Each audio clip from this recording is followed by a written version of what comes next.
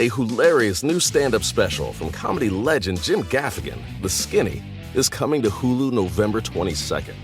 This Thanksgiving, see Jim in a whole new light as he gives you the inside scoop on everything from parenting teenagers to weight loss and gaslighting family members.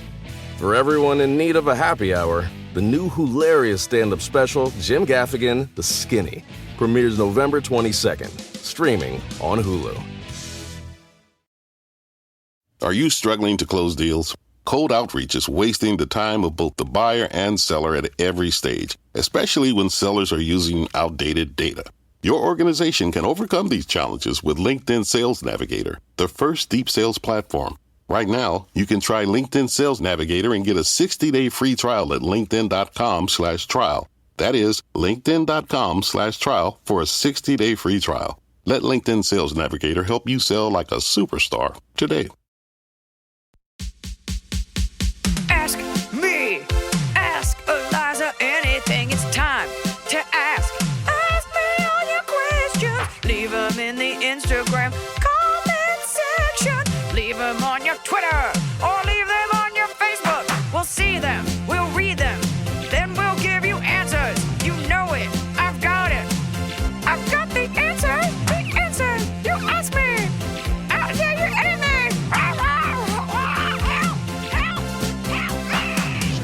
I felt very cool and very like rich and famous for a second because you texted that you were in town and I was like, why don't you stop by the pod? Like, why don't you stop by the yacht? We're having a thing anyway. And so Dr. Kate Bowler is back because you guys liked her so much. This must be it. It must be that they needed more just sort of vague Canadian general empathy from me in particular. I mean, given that most of these listeners are Canadian or derivative of, or some sort of Commonwealth adjacent, I think you and my friend Rebecca are the ones that people have been the most excited about. I am so honored, especially given that I did I would say like a medium job. I feel like you probably always think that about yourself. And I think it's that Canadian humility, but like under it, like you are almost a scratcher. Like you are a tiger, a Canadian tiger. Right. They're red if and like white. There's a combination dolphin shark. Yeah. A sholphin. A sholphin or just a regular shark is probably a combination of a dolphin and a shark. I guess it would be a killer whale because like they're friendly. Oh, that's nice. People forget that like it is called a killer whale. Like it's not Shamu. Like it is like the world's greatest predator. It just looks cute because their eyes are weird. Adorable. But we've got questions. Now, obviously, because you dropped in last minute, we've squandered the opportunity to get these religious adjacent. Oh, yeah. For you, but you can always add. I'll constantly bring in religious identities people don't have and are not very interested in. Did I text you that I was listening to a podcast about the scam that is like wellness and MLMs? Yes. And I thought of you because I don't know if we talked about this on our podcast, but the whole religious bent to the whole, can you, even though this podcast isn't about that, can you, because you and I were talking one time and I was saying how there are things in this world that feel Christian. Yeah. Or Gentile, like they feel distinctly not Jewish or not Eastern or something. And I was like, Good Housekeeping. I was like, to me, even though it's not like always felt that. And you explained. Well, I mean, and Good Housekeeping in particular was a magazine that I think anything that's largely catered toward women in an inspirational way almost always has a religion right under the surface. Mm-hmm. And for Good Housekeeping, it was like the very earliest like pre-Oprah, where it's like reach into your mind and direct your thoughts. Right. So there's a lot of that. But I like that you're like not Jewish, because what you're saying is like not, the word specifically is evangelical. If you have a belief and you don't feel like you need to tell somebody. Right. That it's like almost all American religions are totally predicated on this like, oh my gosh, I've got a bit of good news. Just for you, have you heard? It doesn't have to be like Christian, but it has a very like waiting at the bottom of an escalator in a mall feeling. Oh my God, that's so funny that it's in a mall. But there are like, I think there's this thing that like Jews do where it's like it's either Jewish or it isn't. And it can be anything. And even if it's not Jewish, it's like an Italian person, Jewish. Like there's like an ethnicity to it. And then there are things that is not good or bad that just are distinctly like ham or like plaid, Gentile.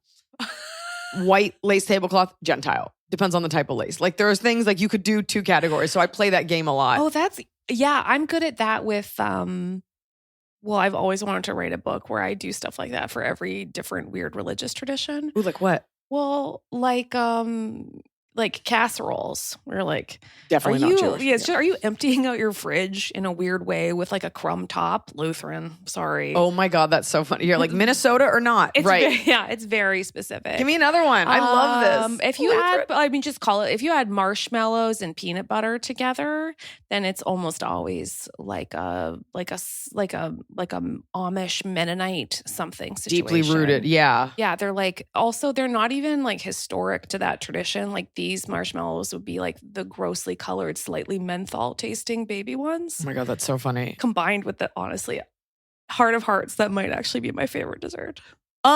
Because you are Mennonite, right? Yeah, but also it's like it's so nostalgic to be like, are you playing in an orchestral performance for the first time to all 12 of your parents? Afterwards, you will have this dessert buffet. Yeah, I do feel like if you showed me like 6 objects, I could assign it like a religious identity. I love that. On the far end of that spectrum, not to make it about Jewish versus Christian, when I think of kosher marshmallows, I get angry because there's a whole kosher for Passover section, largely fostered by Manischewitz, like at the end cap of every grocery aisle. It's never great. And there is something to be said for your culture's food. Like it is not great, but it's nostalgic to you. So therefore it's great. But like empirically, there's nothing great about kosher marshmallows or those fruit slices. Like you would rather have the regular version of these things, just like your Amish. You'd rather have the less mentholy. You'd rather have Rice Krispie treat. But it is funny. It comes up a lot for people around Thanksgiving too. I'm just thinking like with food, if they're like, I mean, things that like, why did the cranberries have to be the ones in a can? Like what happened? It can't be good. What happened? Yeah. That just sounds like I old. do like it. Yeah. People love it. But you didn't grow up with Thanksgiving because you're Canadian. No, we have like knockoff though. We have like all kinds of, I think of them as like sympathy holidays. Sure. Where we're like, us too, Canada Day, not for any historic reason. We have Canada Day. I mean, I guess everybody has their Independence Day, but is that no, what we is? don't. We weren't independent. Independent from what, Eliza?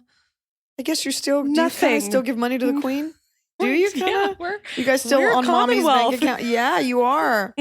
Well, when you're ready for some guns, come on over. I also have found that identity to be really weird because when I went to England recently, like, well, this was before the Queen died, but I was like, you guys have seen the Queen a bunch of times, blank face. I'm like, I've seen the Queen like 4 times. In person, or you mean yeah, like in person. She comes and like turns buildings on and off all the time for commemorative reasons. Yeah. Oh, wow. And apparently, like, I'm getting the better end of the deal. She's like always in Winnipeg, Manitoba. Like just flipping a switch so a building just is brighter than previously. You have power. We've bestowed you with power. I love it. I could honestly talk to you. Have you talked to me about religion and all the weird things that I feel and scams all day? But people do have questions. Let's do it. And we're going to get into it. So here we go. Oh, I'm sorry. That's right. Emily's not here, so I have to do my own fucking engineering. This segment's called Fight Me. Are you familiar? No, because you don't listen to my podcast. That's fine. Fight Me is people just, you'll figure it out.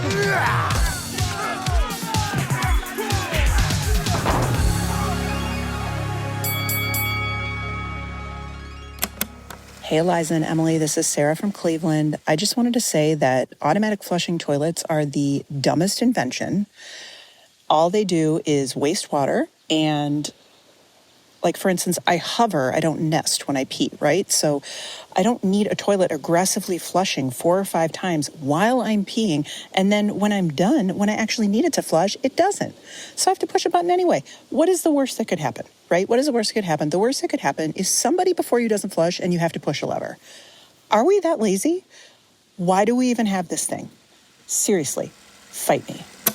Well, Sarah, that was a roller coaster. Because at first I was like, those are the best. And then you're like, it wastes water. I'm like, you're right. And I love that you said nest. Gross. I think she said nestle. Did you really get in there? You're right. I have had it where it feels like it's rushing you. It's like, whoosh, whoosh. You're like, I'm pulling out my pants. And it's like body detected. Yeah, I guess you're right. Which goes back to my point. I'm not going to fight you. It goes back to my point a few podcasts ago. Like all flushes should be on the floor. Like you just step on it. Why don't you touch it with the hand? Oh, that does make sense. They have it in other countries. Oh, yeah. right? I guess the other thing that's the problem with the automatic flushers is that if you assume everything flushes, what happens to the 30% of toilets in the universe that do not have the automated system? And then like it encourages the laziness that makes the world grosser. It's true. You should be actively engaging with your turd. With your shame. With your shame. You should acknowledge your shame. It should be broadcast live. You should be getting ad money for it. No fight there. Also, I would venture to say, like most things in this world, the whole reason we've switched to those things is because somebody lobbied for it to like Boeing or Lockheed Martin. And then they were like, great, we'll put this mechanism in everything so someone's uncle could make $1 billion. And now we have these toilets wasting water. That's what it is. The environment is being wrecked because like somebody's making money so they can fly underage girls to an island somewhere. I like that we went right to like remote sexual trafficking. I actually believe, no one's going to want to hear this, that is the currency that most of this world operates on. Like at the end of the day, it's just about how young can I fuck someone?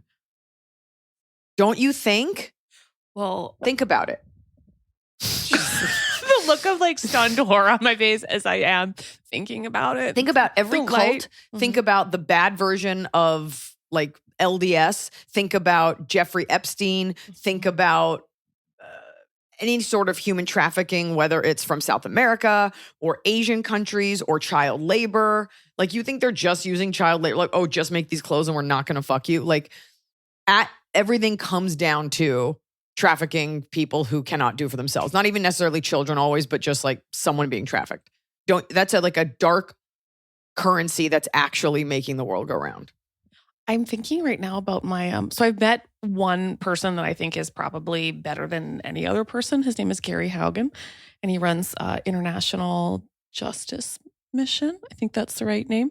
But that's one of the largest organizations working on prosecuting human trafficking. And it's like an unbelievably cool fleet of lawyers around the world. Yeah.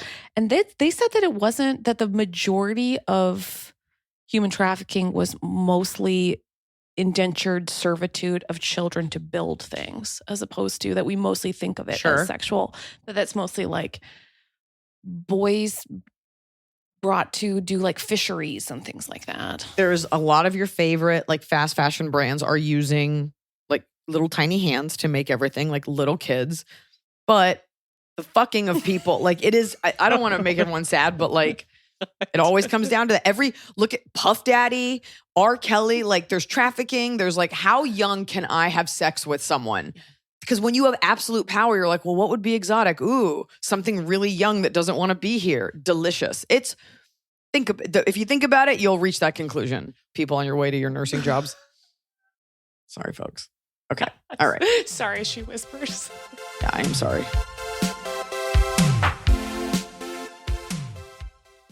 Fall has fallen, winter is on its way, the days are shorter. But just because, well, they feel shorter. And just because the days feel shorter doesn't mean your to-do list gets any shorter. You still have to power through your busy days. And a great way to do that is with nutritious food from Factor's no prep, no mess meals. At the end of a short day in the fall or the winter, the last thing you want to do is have to cook. Factor has got you covered from breakfast, snacks, dinner, anything in between. Factor has easy, nutritious options to keep you fueled, like their chicken Florentine with spinach and garlic chili cauliflower. You bet. That's what I want to make myself at the end of a day where I am exhausted and my husband isn't home. Whether you like routine or you enjoy mixing things up, Factor has you covered with 35 different delicious meals every week and over 60 additional convenience options you can add on, like keto cookies, pressed juices, and smoothies. And because Factor meals are chef prepared and dietitian approved, you're going to love not only Factor's meals taste, but also how they support your goals, even if your goal was just making yourself dinner. Head to factormeals.com/Iliza50 and use code Iliza50 to get 50% off your first box and 20% off your next month. That's code Iliza50 at factormeals.com/Iliza50 to get 50% off your first box plus 20% off your next month while your subscription is active. The holidays are here. And for a lot of us, the holidays mean decorating, hosting, celebrating. For me, it means a lot of traveling, and nothing feels better year-round, but especially during the cozy holidays, than a restful night's sleep in soft, luxurious sheets. Boll & Branch's signature sheets are made with the finest 100% organic cotton, and they get softer with every single wash. You already know that I got Boll & Branch this summer when I needed breathable sheets to sleep in, but this holiday season, I'm actually gifting some of my friends and family Boll & Branch's Ultimate Softness Bundle. I get to choose a signature hem sheet set in any color, a signature hem pillow set, and a waffle bed blanket. And they're all getting juniper because I think it's a classy color. This way you know you have something nice to sleep on when you visit. It's the perfect gift for you and them. Gift you and your loved ones a better night's sleep with Boll & Branch. And right now is their best offer of the entire year. For 25% off plus free shipping on your first set of sheets, head to bollandbranch.com/Iliza. That's Boll & Branch, BOLLAND branch.com/Iliza for 25% off. Limited time only, exclusions apply. See site for details. So finally, fall is here. I have been looking forward to it. I have had a hard year in a good way. You know, like I had a baby. I have been on a nonstop tour, nonstop traveling, and it's been hot. So I'm looking forward to, of course, pumpkin spice, everything, cooler weather, and slipping into a cozy sweater from Quince. I've talked about Quince before. Quince has beautiful leather jackets, cotton cardigans, soft denim, and so much more. All Quince items are priced 50 to 80% less than similar brands. Dressing expensive doesn't have to be expensive. Their clothing is beautiful, it's durable, it stands the test of time, and it's what I like to call a capsule wardrobe. I got an Italian wool cocoon coat. That's one of those, you know, it's got like a European collar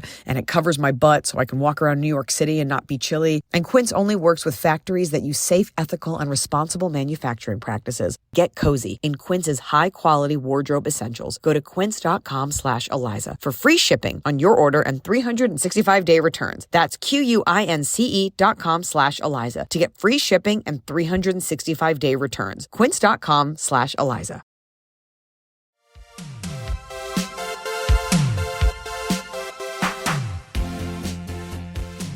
Okay. Anonymous. Love the pod, been listening for years. I, 31, female, am currently 23-ish weeks pregnant with my first baby, depending on and if and when you read this. My older sister is 35 and has offered to host a baby shower for me. Now, my sister already has a lot on her plate, and I asked if this was something she could realistically take on, and she said absolutely. She has a 2-year-old who's my favorite human and lives on the East Coast while I'm located in Denver. Life is very busy for her, so I told her if she doesn't have time, it's not a big deal. Every time I reach out about dates, progress, how I can help, I get a lot of non-answers. Some additional context, my immediate family, siblings, and parents aren't the best planners, and 10 times out of 10, planning anything, vacations, parties, whatever, land on me. My question is, am I the asshole? Please stop saying am I the asshole? We don't like Reddit anymore. Okay. If I just plan the whole thing and put her name on it, it's starting to stress me out because people are asking me when it is, but anytime I bring it up to my sister, she's like, I got it, or avoids the question. That's tough. Ooh, that's rough. When are you going to give me this gift? Energy is hard. That's a great way to label it. Because like the thing you said. She's promising a gift economy, and then you feel like you can't be contractual, which is to say detail oriented about something where they're like, it's a gift. Right. And then she's stuck in this like indefinite timeline tar pit. We had a question asker 2 episodes ago now who had a similar thing where her mom was like hanging it, like the girl wanted to go wedding dress shopping and the mom kept canceling. And the mom was like, but if you do it with someone else, I'll be upset. And I was like, but you're going to end up like with a shitty dress and your mom is like holding this over your head. I don't think your sister is being malicious, but it's actually worse because she doesn't realize how difficult she's being. How is she planning you a shower when she doesn't know your friends and doesn't live in the area? Is it going to be at your house? At 23 weeks, what is that? 4, 8, 12, 16. So you're like 5 months-ish. Yeah. So you have like 4 months left, and it depends on the scale of the shower. Either she's planning something incredible and it's a massive surprise, which is what I would hope. I always hope there's a surprise for me. I always hope someone's planning something.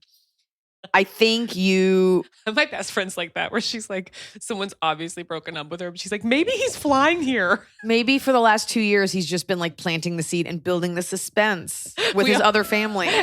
Every time we know something bad's going to happen, one of us goes, maybe he's flying here. Maybe he's flying here. That's so funny. That's why he's not responding right now. But we've all, by the way, we've all had that. Like in your 20s, you're dating someone. You're like, maybe he's just like waiting, and it's been like years. You're like, he's gonna something. He's gonna be holding a boombox outside of my window any day. I would. It sucks because you don't want to hurt her feelings, and you don't want to call and be like, I'm just gonna plan this. It's stressing me out. She'll be like, I got it, babe. Yeah. But it is your sister, so the good news is, even if you hurt her feelings, like she's not gonna not be your sister. Maybe she could though. Like, I don't know. Lately, I do this all the time. I read one book. Like one time I read a book about scaling organizations, and then I just talked about scaling, even though it was a 60-page pamphlet for 4 weeks. Yeah. Lately, I'm all obsessed with like quarters, Q1, Q2, Q3, Q4. Like maybe just give her like you can't then say she hasn't disappointed you unless you like set a boundary around the time it would take. And she does have a bit of time. So maybe just saying, hey, thank you so much for planning this for me. My availability for whatever is this. And then but make it earlier and then let that time out. So you still have time if there's a failure. If she doesn't do it, then she can still get a different friend to do it later. I also think we spend a lot of time tiptoeing around women's feelings. Like when someone does something that's like weird, like she's being weird. Yeah. Now, unless this is this, like maybe go to your mom and be like, is she secretly planning something incredible and she doesn't want me to know? Like, then just let me know. I think you call her, not text her. And That's you good. say, here's the date that I want to do it. Because it should be when you want to do it. Yeah, it's good. And be like, and a lot of friends have asked me, so this is the date I'm starting to give them. I want to help you get the ball rolling so that we can make sure everyone's available and see what she says to that. I think what you'll find out is that she actually hasn't started planning anything. Absolutely. Yeah. She's just busy. Yeah. And it sucks because you're giving her the out. She's doing her best. So she'll be like, I think you are wanting to help. So like, let me help you, but this is when I have to do it. Yeah. And it shouldn't matter. It should, like, she's making it weirdly about her, even though she's not trying to. Yeah.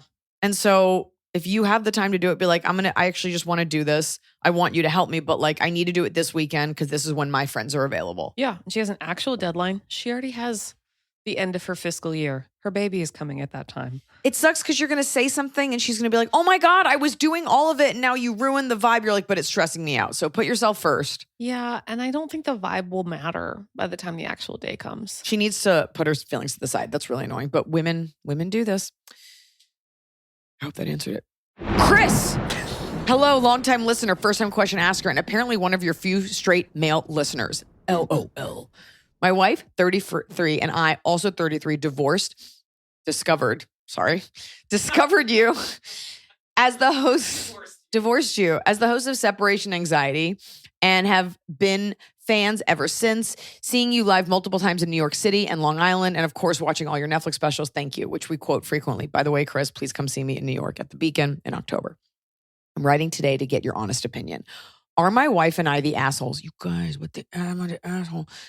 Here's the situation with plenty of context. Emily, feel free to cut things out if there's too much fluff. I don't want to lose Iliza halfway through, LOL. And then Emily wrote in my note, she goes, this is the cut down version. I left what seemed like a lot because you'll want the context. It's delicious. Oh my God, this is so long. Here we go. My wife and I arrived at Lowe's. We passed a 30-something-year-old Lowe's movie theater or Lowe's home improvement warehouse. I'm guessing home improvement. I think so. I don't know if Lowe's still exists. Okay, I'm a millennial. We passed a 30-something-year-old lady with her 6-year-old daughter looking at some plants. When she saw us coming, she said, excuse me, can you get me a cart? I gave a confused look before taking a quick look around, thinking she must be talking to someone who worked there. She wasn't. She was asking me, a complete and total stranger, to walk off into either the back of the lot or the entrance of the other side of the building and get her a cart. I simply said, sorry, no. While holding a box of Swiffer in her hand, she snorted, I just haven't paid for this yet and don't want to walk into the lot. Again, I simply said no, and we continued on our way. In response, she loudly yelled, wow, selfish. I thought to myself about how she's the selfish one and quite entitled, but said nothing. What kind of crazy person asks a total stranger to get them a cart that's not even within eyesight? Once inside the store, she said loudly to a man who I assume was her husband, yeah, that couple right over there, so rude and so selfish. I asked them to get me a cart, and they said no. Unfortunately, I fell into her trap, but oh well. I shouted, "Hey lady, I'm not your fucking servant. Get your own damn cart." I want to hear that in a New York accent, like, "Hey lady."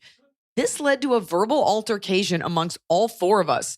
Some of the points she made included that she couldn't believe we would use that language in front of her young daughter and that we were setting a poor example for the next generation. Oh my God, this is so much.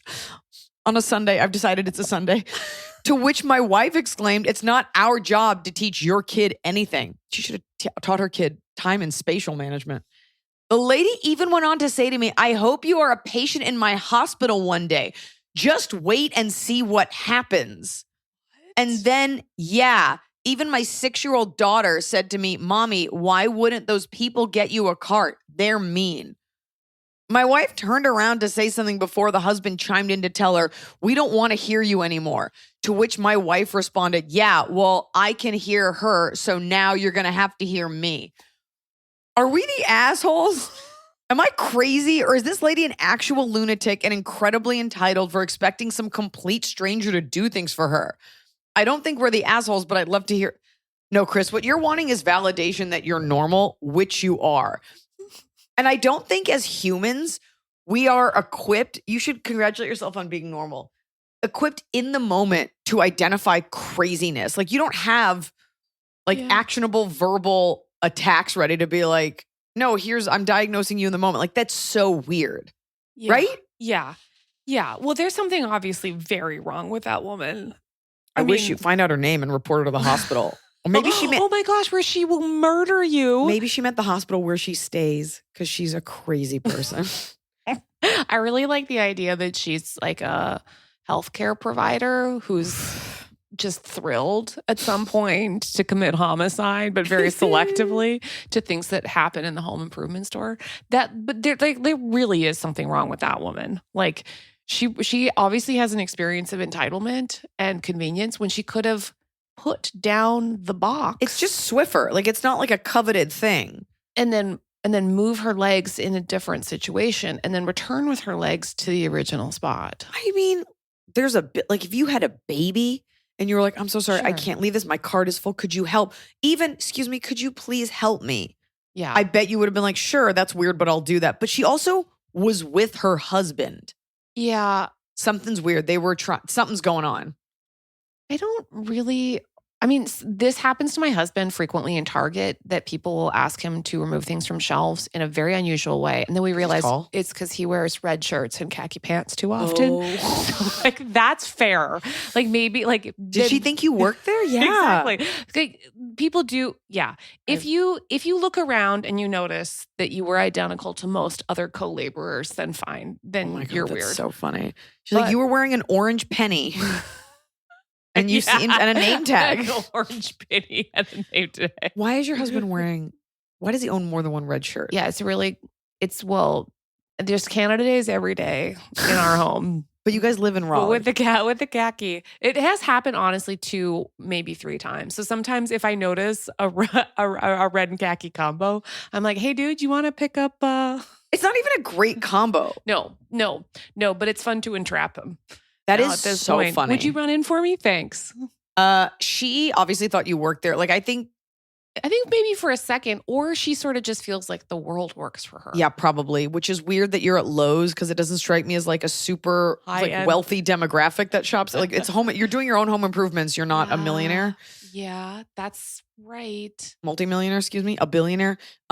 You're fine, Chris. I also find you probably are not like super well versed in the world of like, because I live in LA, so like total fucking lunatics. My instinct would be to immediately diffuse in a way that vilifies them. So I would just be like, "I don't know what she's yelling about." Like actually make it like you don't understand the words. And whatever else would be like, "You're just yelling at me. Like, I don't know." Or walk away. Like that way when other people gather, which they will, you can be like, "This woman's just like yelling at me. I don't really get what she wants." Mm-hmm. Then when she's like, "I told you to get me a cart," it's like, I don't want, like the more you make it like she's speaking Martian. Yeah. I would say that's how you gaslight a woman, by the way. Like, you sound crazy right now. You don't know what words mean. You know.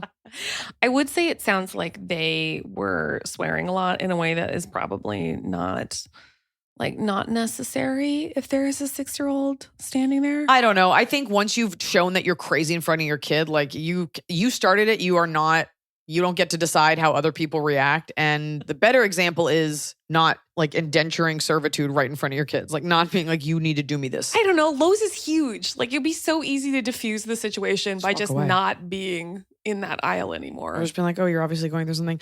People do that. They bring their kid in. Like, how could you in front of my kid? I'm just like, maybe you shouldn't have had one, you fucking lunatic. Iliza.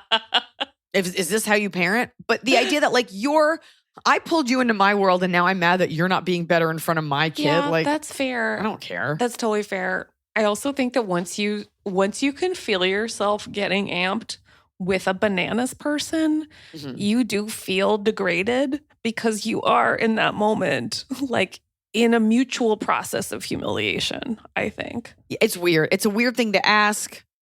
I just be like, I have to go into the doorknob section. I can't help you. I'm going on break. I'm going on break. I'm on break. A hilarious new stand-up special from comedy legend Jim Gaffigan, The Skinny, is coming to Hulu November 22nd. This Thanksgiving, see Jim in a whole new light as he gives you the inside scoop on everything from parenting teenagers to weight loss and gaslighting family members. For everyone in need of a happy hour, the new hilarious stand-up special, Jim Gaffigan, The Skinny, premieres November 22nd, streaming on Hulu. Everybody sleeps, but no two people sleep alike. At Coop Sleep Goods, we celebrate the way you sleep differently. We believe everyone deserves a great night's sleep with their own pillow, and the adjustable, customizable Coop pillow makes it easy. Whether you're a side sleeper, back sleeper, or even a starfish, we've got the perfect pillow for you. Crafted with our innovative memory foam and microfiber fill, our hypoallergenic pillows adjust to you, not the other way around. Just tailor the fill for the perfect fit. Add some in, take some out, until your pillow's just right for you. See why luxury hotels and spas worldwide feature Coop Sleep Goods and why we have tens of thousands of 5-star reviews. With our 100-night risk-free trial, you've got nothing to lose, except those sleepless nights. Get up to 50% off selected items during our Black Friday Cyber Monday sale when you visit coopsleepgoods.com/comedy. That's COOP sleepgoods.com/comedy.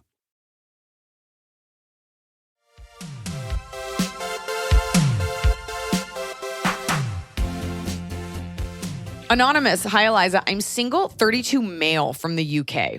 I'm writing to ask your advice for how you deal with a group of close friends who have become incredibly low energy. I have a circle of about 8 friends from college, university era, 2008. And though many have moved into different parts of the country, we will all meet 2 to 4 times a year, rent an Airbnb for a long weekend, and enjoy each other's company. Between such times, we have active group chats and would go through phases of playing silly online games with each other. And they have all been a family to me and many of us who don't have strong connections with our families. Why does that make me, I feel like that means you're gay. What? Because most of our male, because strong connections, I feel like there's that. And I feel like most of the men that write in are gay. So I'm wondering if I'm just trying to bring heard context. Lonely, but I like this. I'm gonna put it out there. I'm just pretty good at deductive reasoning. Over the last year, I've noticed a shift in both energy and effort. Wait, just real quick. I'm doing the British accent thing. I could hear that it was starting. I'm doing it, but okay. We have to talk later about a show called MILF Manor, which is shot in Canada. And I knew it was shot in Canada, not just because the host note cards have a Canadian flag, but because I was like, this lakefront property is too beautiful to be shot on this short of a budget. It must be Canada. It was Ottawa. And also the people were really nice. I just want to say there were 2 British guys who came into the house and they had this like very posh accent. And it's an American thing to do your British accent back to, like, whatever his name was, like Ashley, I'm sure. He's like, oh, hello, I'm Ashley. And it's like, oh, hello, Ashley. And I'm like, it is actually an unhinged thing to do because you'd be so weirded out if a British person, I was like, hi, I'm Iliza. They're like, what? Oh my God, Iliza. I'd be like, are you okay? So I think it's just a very American thing to want to do it back. Yeah. It's also, honestly, my great nightmare is that other people would use a fake British accent in front of me. Like I have left if I'm the aunt of a child that I feel it is my beloved family and it's your starring role in a Christmas play, but you're using a British accent, I'm leaving. Wait, what's the scenario? I'm leaving. If no matter who you are to me, even in a child's like play, if I hear the beginning of the British accent, I'm done. Like I'm middle of the row, getting up and moving toward the exit. You don't love a child with a British accent? If they're not British, I feel like true hives. Like I onboarded two new employees into my organization, and I could hear someone in the other room go, "Yeah, sorry, she just has one thing. Like you really can't use a fake British accent. You cannot be fake English around her. She's part of a Commonwealth. It's triggering." I don't know why. There's something wrong with me that I'm like, what? I'd better not hear it again. Don't use the word constable. So, well, I mean, you could read at your own peril, but let's see how this goes. No, I'm not going to. I do a very good one. I don't believe you. Not even a tiny excellent. bit. No, you shall hear it. It's terrible. It's excellent. Everything Dr. Kate about you is so great except for this. You don't think this is a good accent? It's awful, and I'm compensating. Is it awful because I'm not doing it well, or you just don't want to hear it? It's both is happening. No! You are both bad at it. It's impeccable. You shall hear it. Dr. Kate, I implore you. This is flawless. Is this why I don't book roles? In Sense and Sensibility. This is flawless, she said. It's flawless. It's flawless. Oh my gosh. Now I have to do it. Are you going to get upset? Like you can do it, but I'll lightly cry. Choose your socioeconomic background for this British accent. No. The lower class ones are the worst. Over the last year. All right. I don't want you to explode. Projectile vomit. All right. Mine is very upsetting. Oh man, now I've got to. I'm so sweaty now. Oh my God. I'm really sweaty. Palm tears. Okay. I understand that many, and I'm going like extra American. I understand that many people's priorities change as they get older, but all of these people are child-free and have been in steady relationships for years. So none have had a big life change. First, people stopped really replying to the group chat, even when it came to important decisions as booking hotels or dates. It now takes a lot of prodding to get anywhere. I know group chats are easily ignored, but these are people who want to go on these weekends. They just don't seem to want to put any effort into planning them, which is a personality type. Then when we have Discord, Discord, the app. I don't know. We have Discord voice chats. Would only be the same 2 to 3 people talking. The rest would be mostly silent. This made me push for those kinds of calls less because it felt like work, but I tried not to judge as I know some people aren't that good on the phone, better in person. Recently, we had our first weekend away in a while, and it just sucked the life out of me. I was the only one consuming alcohol. Not a huge deal. I was the only already. one consuming all the alcohol. Not a huge deal in itself. It's just a little weird when it's 10 p.m. on a Saturday night and everyone else is drinking tea. Woof. That is usually girl, like, I don't want to fuck you. I have IBS. I don't want to be on this date. I have kids. That's a bad energy. Sorry, folks. I wrote about it in my last book. But whatever. When I asked them what they're doing outside of work, the responses seemed entirely limited to watching TV and playing video games. By contrast, I would talk about the classes I take or social groups I'm part of. There would be times I'd enter the living room and it would be completely silent as 7 people sat around, their heads buried in electronic devices. We know it's phones. We don't think it's like a blender. Their faces. In their Game Boys. I felt I had to be the one to be the social lubricant, coaxing the group to play board games, card games, cool, or get conversations flowing that everyone could be part of. It just felt like work. I love the people and I desperately want to keep them in my life as they've been such a huge part of my life. Of over half my life now. However, I feel like they're just waiting to die. I wake up in the morning and I genuinely feel like I've got lightning coming out of my fingertips. I spent my 20s dedicated to healthy eating and staying fit. I feel like I'm reaping the rewards of having a ton of energy to spare. I know not everyone will want to do largely physical activities. There just seems to be no lust for life among them. While I do have many friends locally, I'm just very attached to these close friends and want to resolve this before we drift further. I feel like you can discuss this on an individual level with someone, but to try to address this as a group to a group of people feels like I'm making this about me. It's entirely possible that I write down a list of issues that I'm having, post in the chat, and then it's left on scene. Any advice would be appreciated. I've been a fan since I stumbled across Warpaint on Netflix by accident. Thanks. In 2014, I remember the old Truth and Iliza podcast, and I recommend you to anyone who will listen, who will stand and listen long enough. Best Anonymous. Well, Oh man, that's so hard because that's like those groups are that they go to such an intense place where you're like, I will have them forever. This will always glue this one little part of me together. Mhm. I would also feel confusion and grief around being like, I thought we were going to be a certain kind of version of people to each other. It seems like they all are a person and you are different. Like it seems like they're all Yeah. just based on what he said. You definitely, I hear you, don't want, it's vulnerable to be like, hey guys, this hurt Yeah. this weekend. Like Sorry. And did they say they're in their 30s? that feels right. I was confused by the I worked out a lot and did a good job with my health. And now I'm reaping the rewards of being still young and everything's not dying. fine. I mean, people are in their 30s. Yeah, I don't know. I think I don't think it's an aging. No, it might be that you just enjoy like hiking. Like you might enjoy doing things like, look, I don't love hiking because you definitely want to be careful not to be like, I'm active and doing stuff. Where are you? It's also possible that you were friends when you were younger and the same thing that tied you guys together then doesn't tie you together now, but you all did show up for the trip. How many trips are there again? Is it 3 to 4 a year? We all meet 2 to 4 times a year. And That's rent a an Airbnb. lot. And 2 is different than 4. Like 2 a is different than 4. quarterly now that we're really into quarterlies. Yeah. But I would be curious about what happens if you reduce the frequency of these trips, if it creates a little more momentum. I know it might be scary to be like, I think we're only going to meet once this year, but maybe it would also be a kick in the butt for them to realize that you're not always on offer to plan and create momentum. Yeah, I think you feel like you were excited and open and you did all this and you were doing it. You were the glue holding them together and you kind of don't want to find out if I offer nothing, does this all fall apart? Yeah. But that also could be what it is. It could be that it does fall apart without you doing it because you don't want to be doing it. Or I guess you would if once you got there, everybody was super excited and you were the group planner. Yeah. I think I get it. You don't want to be left on scene. You don't want to write that out. I would not make it about you and the energy because nobody is going to feel responsible. They're going to be like, no, I did this with you and I did that. And sorry, I wasn't feeling well. Like everyone will have an excuse. Yeah. Is there, and it's tough because you don't want to talk to specific people because then it'll become like you 3 versus these 4. Yeah. I think you have to decide the outcome that you want, but also be okay with knowing that it just may not be like it was.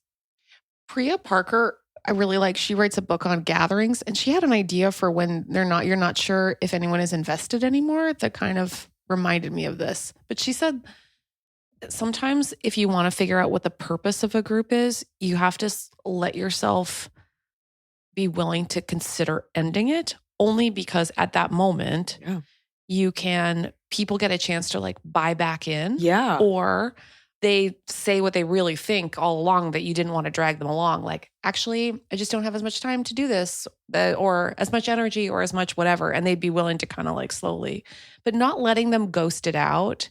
Maybe you call each one and just be like, I'm just calling everybody from the group. I didn't want to do it on a thread. It feels like, and you can say it in a very disarming way. Maybe it's a FaceTime so they can see your face muscles moving, but it just felt like nobody was into it.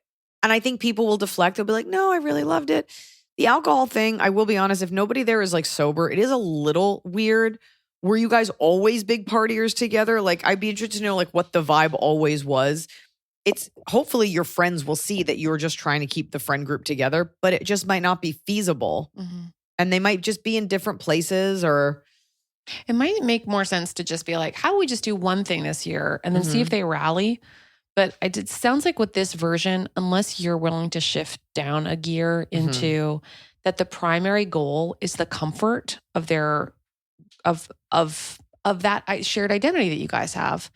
But going there, expecting there to be the activities that feel like it stirs something, it sounds like unless you're willing to either take it down to belonging or up them with a more concentrated gathering, then neither of you are going to get what you want. Yeah, I hear that. I don't know why I said it like that. I guess it's what's more important, you doing this gathering or your feelings. Because, if you decided that you were going to just chill out, you could just bring a couple books. The other version is being so lame. Why are we together? But sometimes the reason why you're together is I just know that these people love me and they're And imagining that they're going to do more than this is going to make us both crazy. Yeah, they may not do it. Or it could be that you always do plan it. And they're like someone, because a 7 is a lot. And so you're like, someone will sort this. It also might just be that it's not 7 next time. Like, Yeah. giving people the option to sort of go, or maybe it is better one-on-one. But like prying yourself away from the then immediate backwash of resentment is really hard. If you're like out there doing an ultra marathon by yourself, to just get the energy out to go back to tea time. For sure. That's also a tea. Nothing is a bigger boner killer.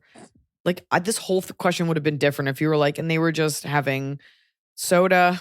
I'd be like, at least it's a party. I feel like for someone who was really motivated to do the British accent, you've really misunderstood the importance of tea. I really have, because I know that you guys love it, but like, it's not, I know there's like the tea party, which was named ironically, but like, it's not a bop. Like, no one's like, oh, tea, when are we fucking? So maybe that's what you guys need to do. Have one big.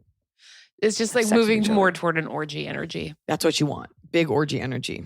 It's a one-time only deal. You could always write a really sweet, thoughtful note and just be like, I love our group hangs, but I don't know. Like, I don't know if it's suiting us. Like, it's tough because you don't want to be like, me. I don't want to plan. Because then they'll be like, well, it seems like you always do it. So maybe it is a one-on-one conversation with each person. Yeah. And like Dr. Kate said, maybe it is less than 4 times a year, giving it a chance to be exciting. Yeah, I like that I get a Versus an doctorate. obligation. I like that a doctorate would Aren't be you a required to. doctor? No, I just like the fact that, Dr. Kate. yeah, it feels weird and good. Yeah. Thanks. Yeah, I would love one. I'm not going to do it. Seems hard. Anonymous, am I supportive or pushy? And what's the difference? I don't know. Are you Jewish or Italian? My boyfriend, 30, and I, 27, have been together a little over a year. He's by far the best man I've ever been with, and I truly love this guy. However, there is one thing we consistently, mostly me, struggle with. I'm a very ambitious person. Overly ambitious, according to my therapist. You need to tamp it down. And my boyfriend is not. I work for the state in the legal world, and he is a seafood manager at Safeway.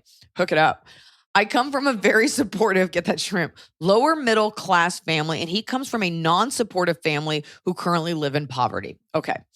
I try very hard to get him to do something more with his life work. He's incredibly smart and a super hard worker. He likes his job, and I think the only barrier is that it's comfortable. I have helped him make a resume, post it online, and even walk through cover letters. He has had this job for 10 plus years and didn't seem to get any desire to move on until he met me. That happens, by the way. My worry is that I'm the only reason he's even thinking about getting a new job. Lately, every time I bring it up, getting a new job, he kind of shuts down. Note, he's very non-confrontational as well. I never get into any accusing tone, and I try not to make him feel like he's not doing enough. I just know that he could support himself better with a different job instead of living paycheck to paycheck. My fear is that I will be the only one bringing us money as we build a life together. Am I pushing too much or am I missing something? Okay. I have a lot to say about this. Oh, I like that you're into this. What were you in? You had like an immediate thought for like sentence 2. I have this effect on men that I am with. I am a very ambitious person. I go. This does not take away from any ambition people have, but I tend to rub off a little bit. Yeah. I've seen it in past boyfriends. This is not anything. My husband is so much better than me in almost every way, but I do think being around motivated people makes you want to like step it up. Yeah. And it should. It doesn't sound like he's threatened by it. And what you're actually deep down saying is, hey, I'm trying to plan a life for you, and I don't want us to repeat the mistakes of our families. I'm trying to do better. That's the whole reason my parents had kids. I'm trying to do better, and I want to know if you're on this journey with me or if you're going to be dead weight. Yeah. That's what you're actually saying. Yeah. And I don't think it's about being pushy or anything. And they always talk about like every man's got a good woman behind him. Usually if you plant the seed, it makes them do stuff. He may not be a motivated person, but I think you need to be very direct about what it is you're actually saying. Yeah. Because he may not get like, oh, she's trying to plan a life for us. This is not about him not being good enough. This is about him making your life together easier.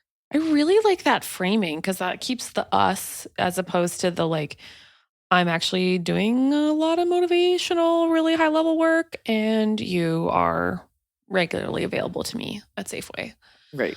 But I like the emphasis on we. I like the emphasis on planning. It sounds like, I mean, I've had a lot of friends who go to the I'm going to help you with your cover letter. And then they basically do the job interview by themselves, running around, passing out. So I do think that like her note even indicates like a lot of restraint on her part to be like, oh my gosh, I have this smart. He's not that old. Wait, how old is he? He's 30. So he's been doing this since he was 20. So he got like it's time for a new job. Yeah, he needs a new job. It's tough because people, if you push too much, then they snap. So it's like you have to gently, maybe it's worth sitting down and being like, do you see a future together? Where do you see us in 10 years? Do you see us with kids? Do you see us living in a certain neighborhood?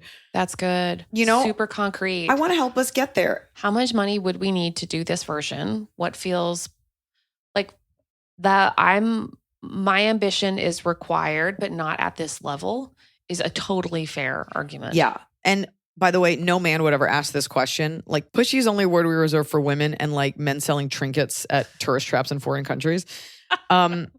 But this is who you are, and he is with you because of part of this aspect of your personality. Yeah. He's turned on by it. He likes you. This is a part of who you are, somebody that's ambitious.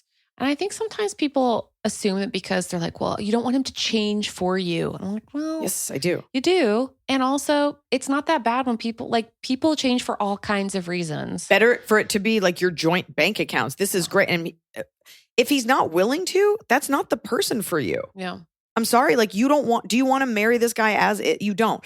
You actually don't.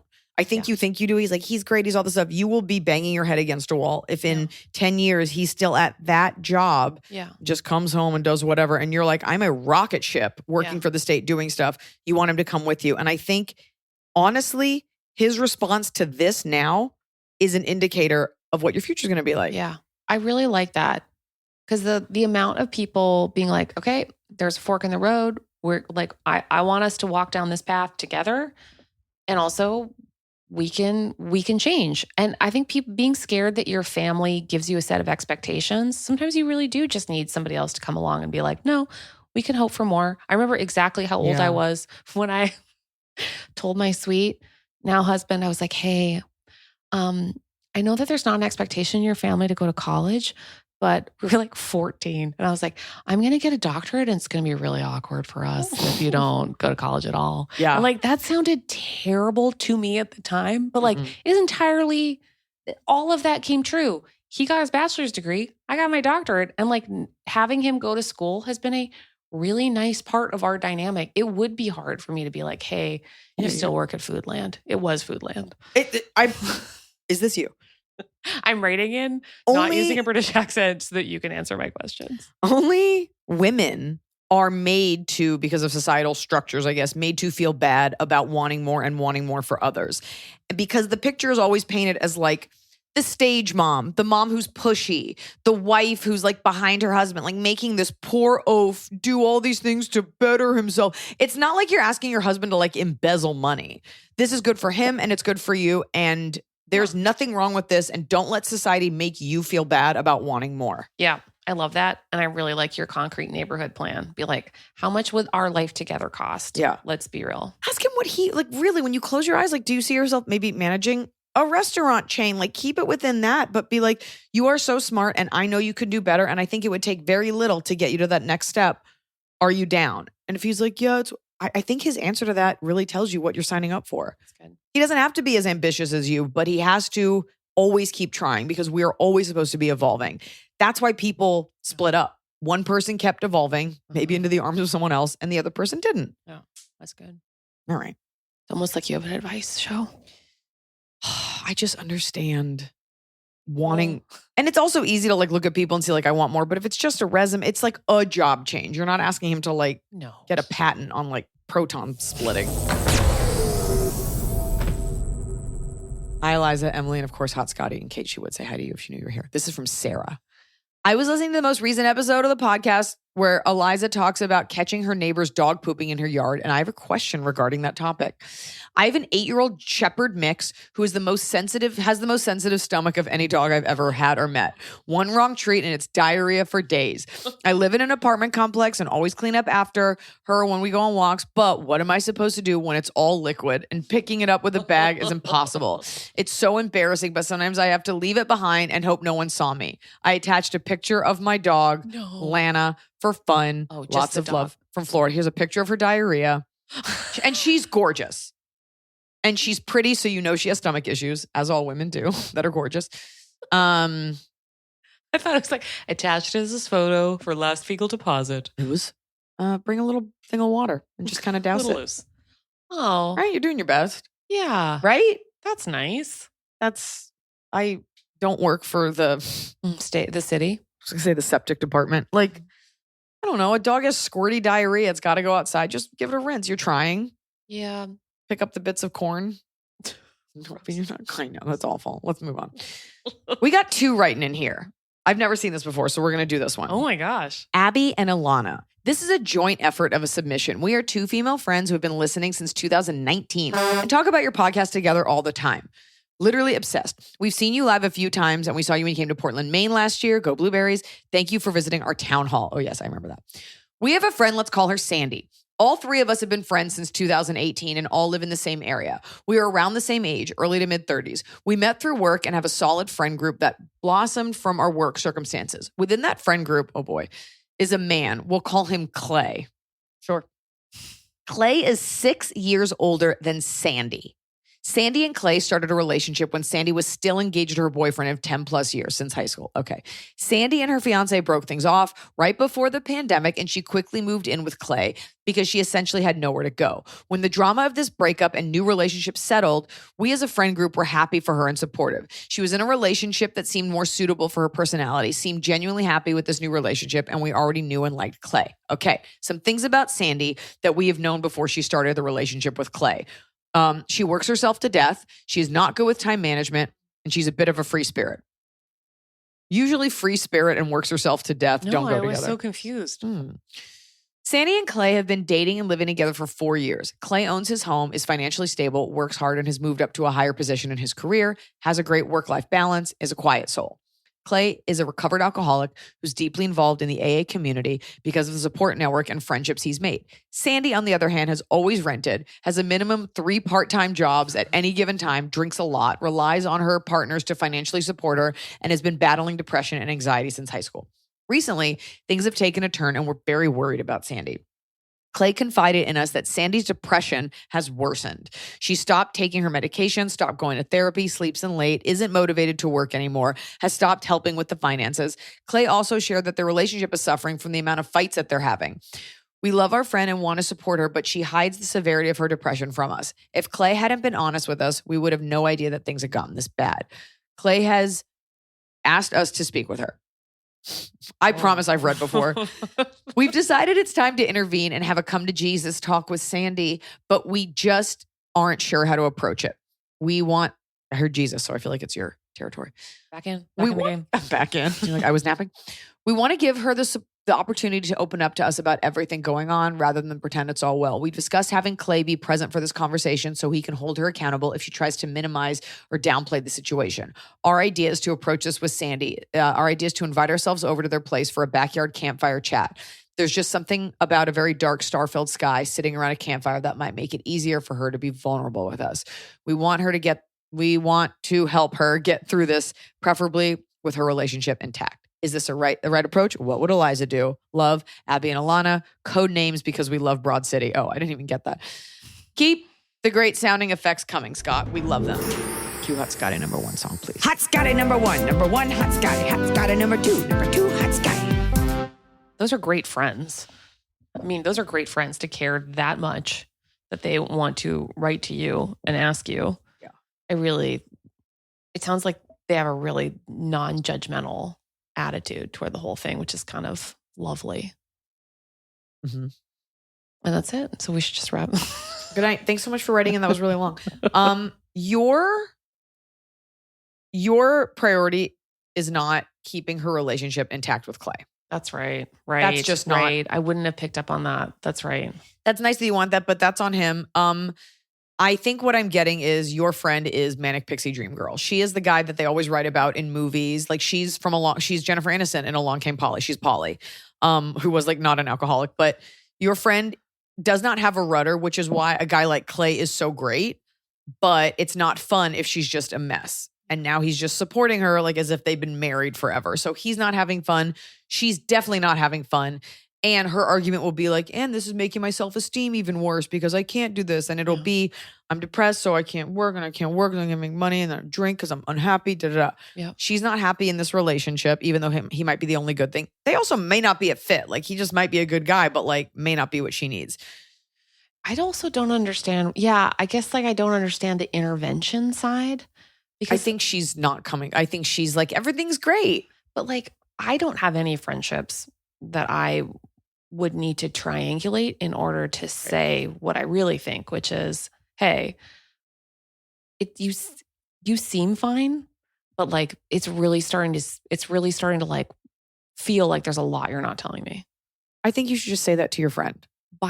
You can say it. I think most of the tough conversations don't happen once. They happen a million times gradually. And then eventually you get to the point where they're crying in a parking lot and you're like, look, and then you feel your intervention voice coming in. Yeah. But like, this doesn't seem like a one and done because she's not an alcoholic. No, it's not that. It's the like, you've become not like, there's parts of your life that are no longer functioning. You seem really stuck.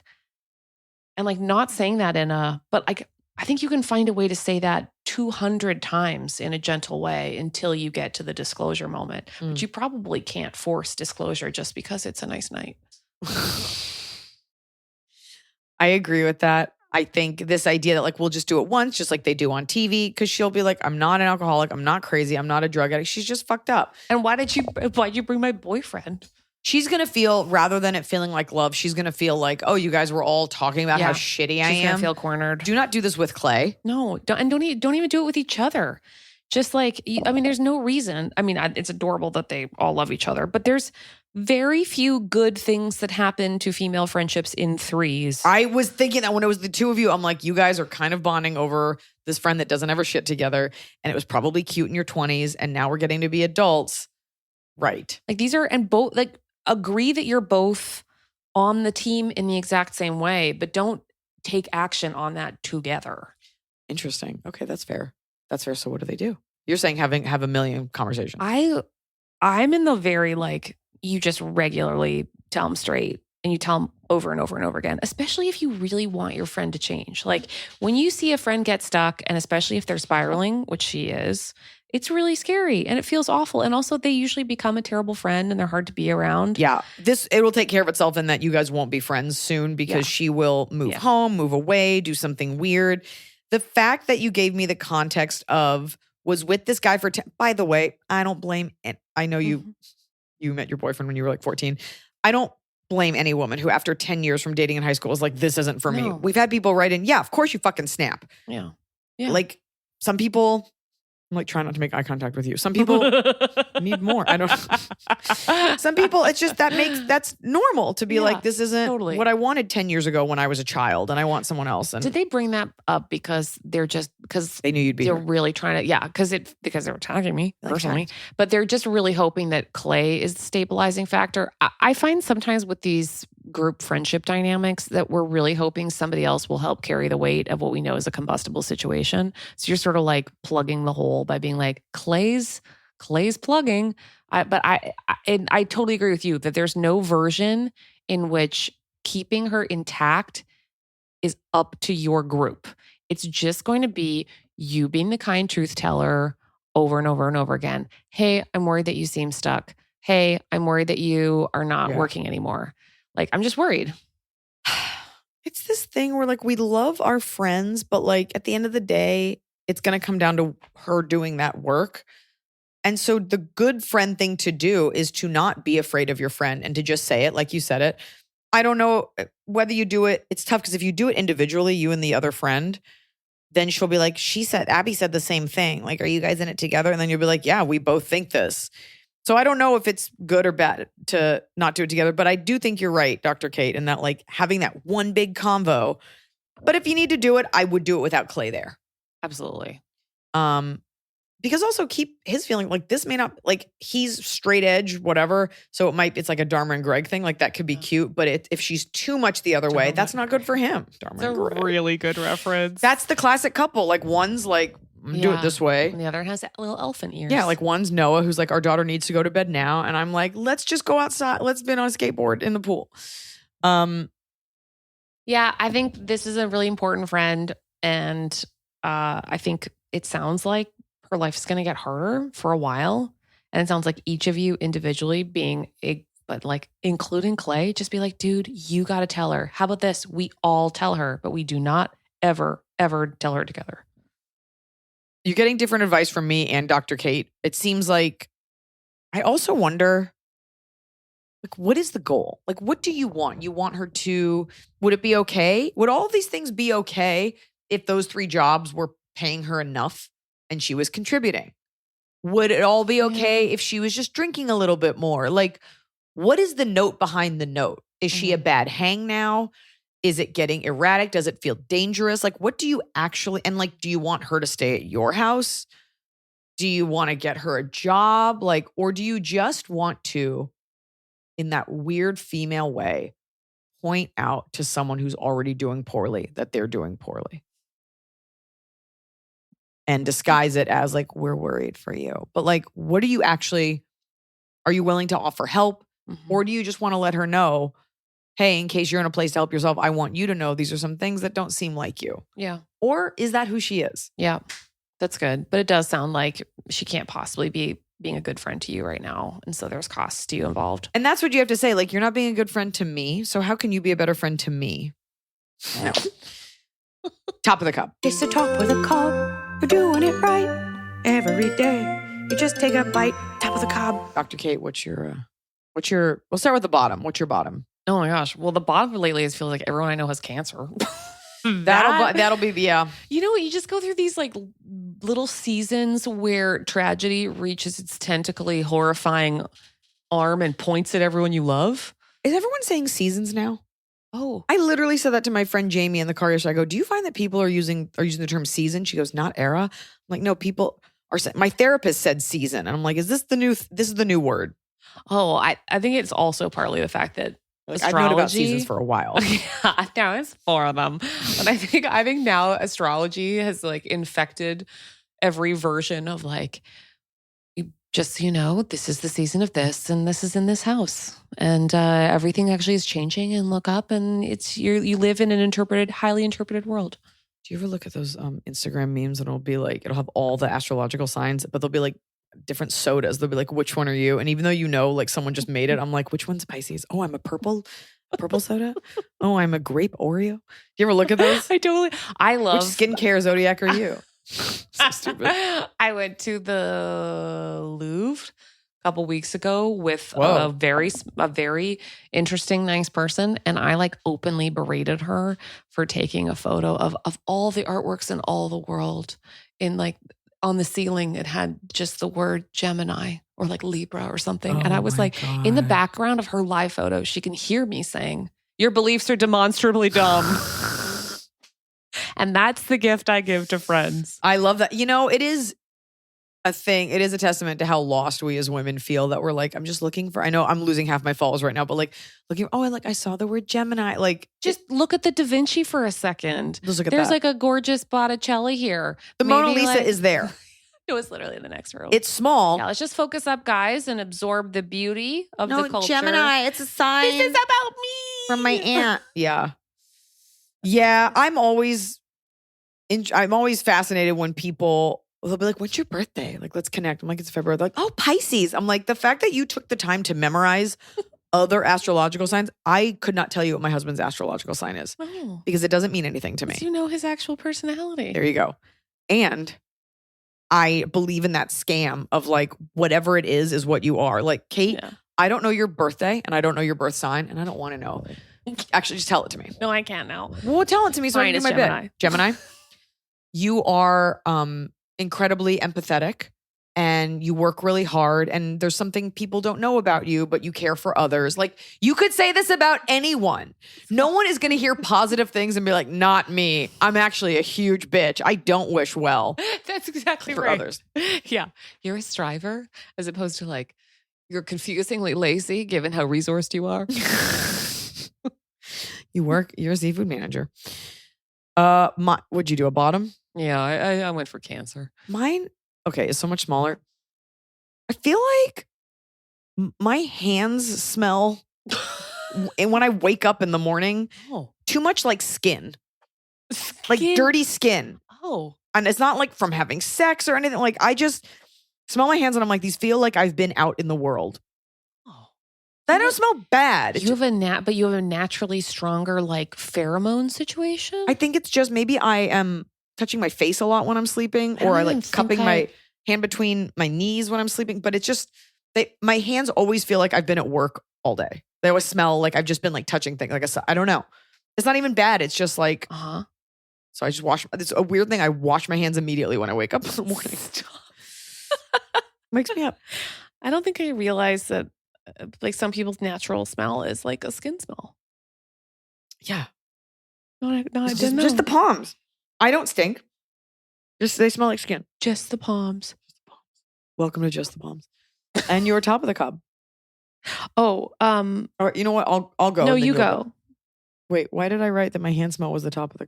Oh, my top of the cob is that I wore my hair down the other day and I got kind of like a blunt haircut recently and I've started coloring my hair a little bit darker and my hair feels normal. And I've always been kind of weird about wearing it down without like extensions or something like for an event. And I just wore it down the other day and like for the first time in a very long time, I was like, I bet this looks normal, not weird. And people complimented me on it. You're like normal good. Yeah. Normal lovely. Yeah, I liked wearing it down. That felt nice. I would wear it up. You're beautiful. I just was like, you're not getting any older. You're getting older. You're not getting any younger. And you may as well just fucking wear it down. And people are going to have to get over that you don't have all the hair in the world. Yeah, that's true. Nobody cared. Yeah, that's good. I wore it on a red carpet and I got all ready and I got the carpet and the sun was so blinding. The pictures are terrible and they took so many, but of course there's only like one available on Getty Images and I have like slits for eyes and like just like chiaroscuro shadows because of the sun. But at least the hair looked okay. I bet it did. It was fine. It was fine. This is all we want, is it to be fine. Yeah. It doesn't need to be Bananarama. Yeah, no bananas. What's your top? No banana rama. Okay, my top of the cup is an absolutely unsolicited movie recommendation that I continue to give like valets. Like not valets who are parking my car, just I pass by and I'm like, did you know that Jason Statham is starring in a movie about online elder abuse in which he discovers that Claire Huxtable character, that actress, has been financially exploited online. And then he, as her beekeeper, will come wreak a terrible and wonderful revenge on anyone who financially exploited her. And I've thought about Jason Statham and the premise of his revenge fantasy movie being about elder online financial abuse like 100 times. It makes me laugh so hard. It's called The Beekeeper, and the metaphor is the hive. You disrupt the hive. Of course, he was like, must have been some past secret agent and the granddaughter of the old lady. Like, they're roped into a conspiracy of international proportions.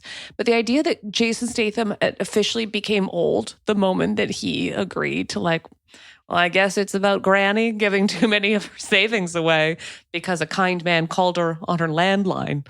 I have to say, honestly, don't have a landline. and now I told someone yesterday, I told someone the day before, they're like checking me into a hotel and I'm like, I just want to say that Jason Statham has recently started a movie about online financial elder abuse.